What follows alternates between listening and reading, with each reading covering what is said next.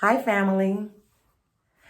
I was cleaning up my room the other day, and my daughter rushed in and says, Mom, at school, we are doing a adopt a child. And I was listening to her, but at the same time, while I was listening to her, I was thinking in thoughts. And so she was explaining, I want to be able to buy this for that person, X, Y, and she was going on. And when she finished, so excitedly she was finished, I asked, may I ask you a question? She says, yes, Mom. I say, do you feel that you supposed to give just this one time of the year? Or do you think that what you are blessed with, you're supposed to share coming from the heart at all times? She says, yes, Mom, I'm supposed to share coming from my heart at all times. I say, good. Silent night. We all want to get into the good cheer. It's that time of the season where we go out and we take hours trying to find that perfect gift for our loved ones. Hoping that it tops the last year's gift. Because we are wanting to give them good things. Bring good things. But something's missing. What about that child? Or what about that woman? Or what about that man? Or what about that elder that don't have nothing? Don't have anything, yet and still don't have affection or love. That's alone in this world. Why? Many reasons, many causes, but let's stick to the point. In this time of cheerful giving, do we think about the children, God's children that is less fortunate? Silent night. Let's go into scripture. If you have a Bible, I would love for you to join me. And if you do not, this YouTube, come back later and have your Bibles and read over the scriptures, because my thing is this: don't listen to what I say. Listen to God's word and let it manifest in the spirit. We're going to turn to Proverbs 22, chapter 22, verse 9. And it reads, the generous will themselves be blessed, for they share their food with the poor. Sharing their food with the poor. I say to myself sometimes, I be like, Lord, send somebody my way.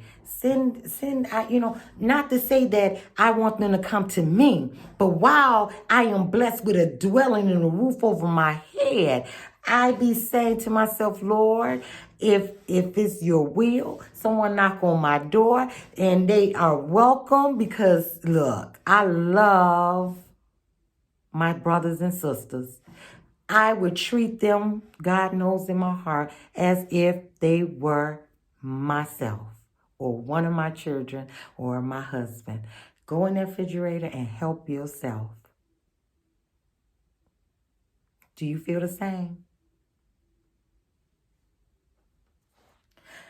Let's go into Luke chapter 19, verse 8. But Zacharias stood up and said to the Lord, look, Lord, here and now I give half of my possession to the poor. And if I have cheated anybody out of anything, I will pay back 4 times the amount.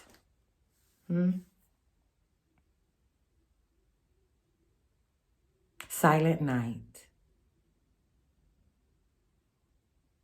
Do we give out of just the idea of this festive occasion, or do we give out of our heart, the love of one's heart? Do you keep in mind that there is less fortunate, not just for this season, or when you go in the store, you stop at the gas station and you happen to be in an area where it is poverty and you see someone sitting on the side of the road, or you see someone about to try to get up and come and approach you? Do you hurry up and tap that gas muzzle off and hurry up and try to get in your vehicle and lock your door and drive off fast saying, oh, no, not today. I'm not in the mood for this today. I can't be bothered. I don't want to give. I don't gave that man down the road. I don't gave that woman up the street. I don't gave that child that I've seen walk with lack. How many times do I supposed to give from myself? Do you keep account? Are they bothering you? But, wait a minute. Silent night. This is the season to be giving. This is the season to be jolly. So therefore, now, I am going to give a little extra because this is the season where Jesus was born. And so I got him on my mind in this season. And so I'm going to be a cheerful giver and give just for this time. But then I'll forget.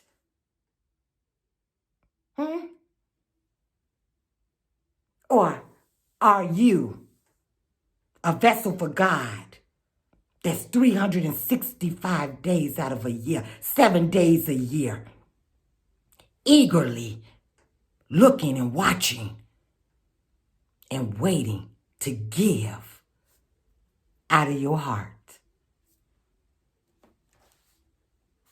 Let's continue. Matthew chapter 6:4.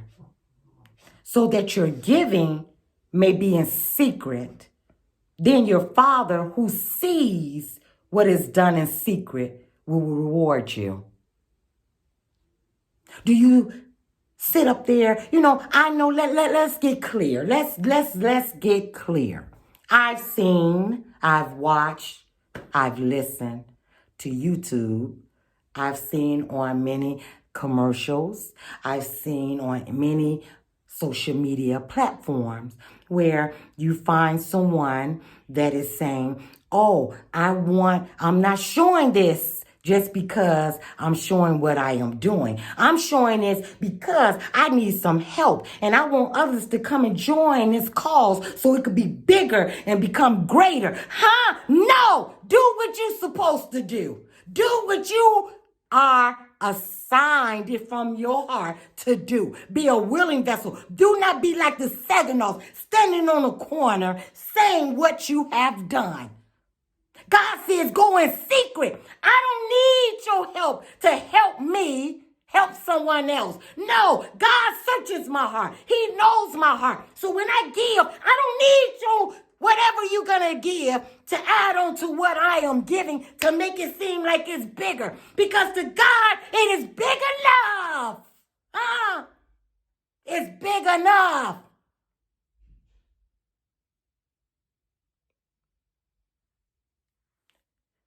Stop trying to give more by looking and searching for others people to help you with your giving. You don't need help. What you give is enough. God sees all things, and he is pleased and delighted. Trust me and believe. Silent night.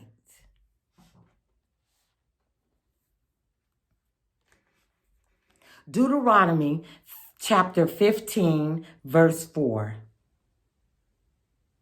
Deuteronomy chapter 15, verse 4.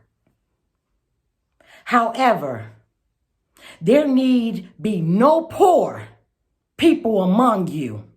For in the land the Lord your God is giving you to possess as your inheritance, he will richly bless you. Give from your heart and not for the world to see. Give from your heart, and know that God sees all things.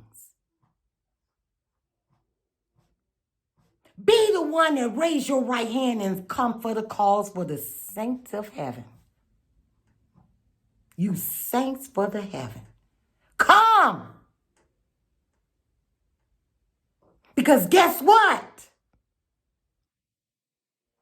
He's not going to judge who you was trying to call to help. He's not going to call no one else but you when it is time.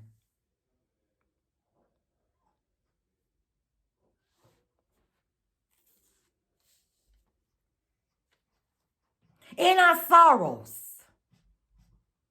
I pray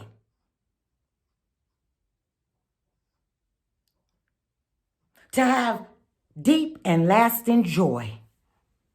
For those that's worried and feel that, oh Lord, it's that time of season again. I'm watching my friends. I'm watching the people on TV. I'm watching the social media. I'm watching everything and everyone around me giving good things and going shopping with big bags. And I can't present one thing to my child.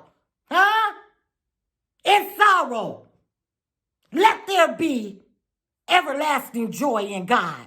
Because guess what? You have the most best present of all. You have the present, which is now, which is life.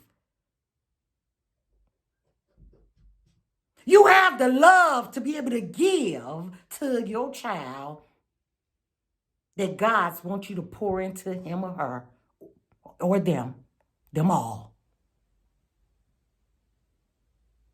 You have that. So for that, you have everlasting joy. And despite of our poverty, we have riches without measures through God's bountiful supply. Amen. Through it all, we have riches through God's bountiful supply.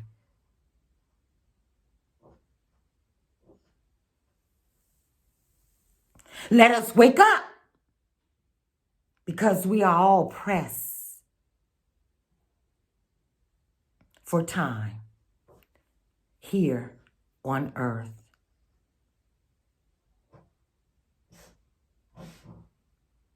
Review and search the heart.